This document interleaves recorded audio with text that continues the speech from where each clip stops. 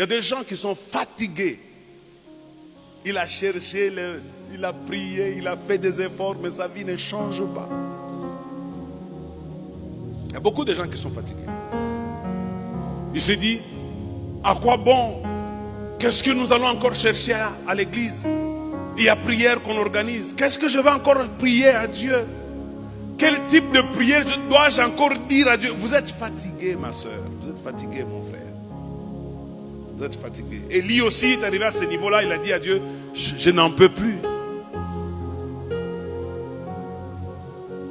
Et Dieu, dans son amour, il va regarder Élie, il va lui dire, Élie,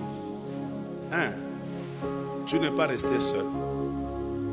Je me suis réservé aussi 7000 hommes qui n'ont pas fléchi leurs genoux devant Baal. 2. Je sens que l'onction que je t'ai donnée, tu n'es pas en mesure de les supporter. 3. D'abord là je m'arrête. Est-ce que vous savez, mes amis, quand tu as reçu l'onction de Dieu et que tu commences à donner l'impression à Dieu que tu n'es pas en mesure de supporter le poids de cette onction, il est probable que Dieu t'arrache cette onction et qu'il la donne à quelqu'un d'autre. C'est vraiment très possible. Dans la Bible, il y a beaucoup de cas où on n'a pas le temps. Je vais prendre seulement le cas d'Élie. Dieu va dire à Élie, ok, comme tu dis que tu es fatigué, tu vas aller dans la ville et tu vas me oindre 3 personnes.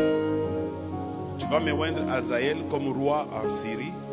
Tu vas me oindre aussi Jéhu comme roi en Israël. Et tu vas me oindre aussi Élisée comme prophète à ta place. Écoute bien les mots. Tu vas me oindre Élisée comme prophète à ta place. Si tu te fatigues, Dieu peut prendre cette onction et donne à quelqu'un d'autre à ta place. Dans la Bible, j'ai beaucoup de cas de personnes à qui Dieu a donné des missions, mais ils se sont fatigués. Et Dieu a pris ça, il a donné à quelqu'un d'autre. Même quand tu donnes de l'argent à Dieu dans son œuvre, ne te fatigue jamais. Hey, est-ce que tu peux me donner un bon amen? Donne-moi un bon amen. Je vais te dire une vérité. Est-ce que tu sais que l'argent que tu as, c'est Dieu qui t'a donné? Si c'est lui qui t'a donné, c'est lui qui sait que tu es capable de supporter ça.